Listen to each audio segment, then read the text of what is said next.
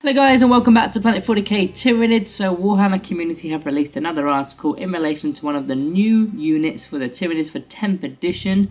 I'm going to get into that, and I think they've released the ability as well as the, just the abilities in fact. So this is a bit of a reactionary video. I've seen a glance of it, but I've not seen everything and I've not really had a chance to think about it. So let's get straight into it, I guess. So unleash the shadow in the warp with the Neurotyrant. So of course the Neurotyrant is that new Tyranids monster which looks pretty epic. Now he's going to be coming in the Leviathan box set. They've already unveiled that, what's inside that box set. But as for the abilities, they've got Psychic Terror. So this is a psychic ability. Now I don't believe they've actually fully explained what psychic attacks actually are and how you do them. Maybe they're just standard attacks, maybe you've got to roll for them. Are there feel no pains against psychic abilities? We don't really know the full extent of what psychic actually does. But the Psychic Terror, which is one of the Neurotyrant's abilities, is if one or more Neurotyrants from your army are on the battlefield, when you unleash Shadow in the Warp, subtract 1 from the battle shock test for each enemy unit on the battlefield that they're taking as a result. So if you weren't aware what Shadow in the Warp now is, it's nothing to do with anti-psychery. It's basically, it's a once per battle item. You use it, and once you do, every single enemy unit on the battlefield takes a battle shock test. So they're rolling 2d6. If they've got a leadership value of a 7+, they need to get a 7 or more to pass. If they fail, then they lose their objective control. That goes to 0. So no matter how many models you've got on an objective, they cannot control an objective because they'll have control 0.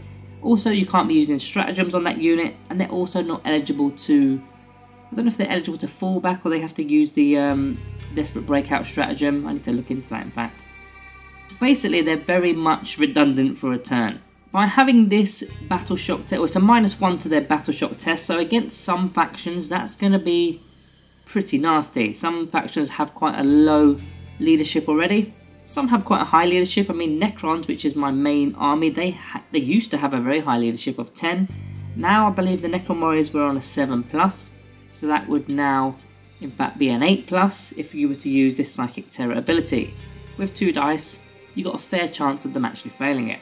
When used at the right time, it could be quite good, but the main ability that they've showcased today is the Synaptic Relay, another psychic ability here. So this second ability is Synaptic Relay. It's another psychic ability, again, not fully aware of what that actually currently is, but in the command phase you select up to 2 friendly Tyranid units within 12 inches of your Neurotyrant, and then at the start of your next command phase, those units are always considered to be within synapse range of your army.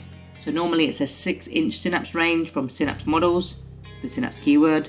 This is a 12-inch synapse range, so it's effectively a range extender. Now also bear in mind they showcased the Neuro Gaunts, I believe it was the other day, which have the synapse keyword, so you could, if you were to use them, you could actually get quite a lot of synapse throughout the entire army if you've got this Neurotyrant as well. It's not the most overpowered ability, but yeah, having 12-inch both ways is pretty good.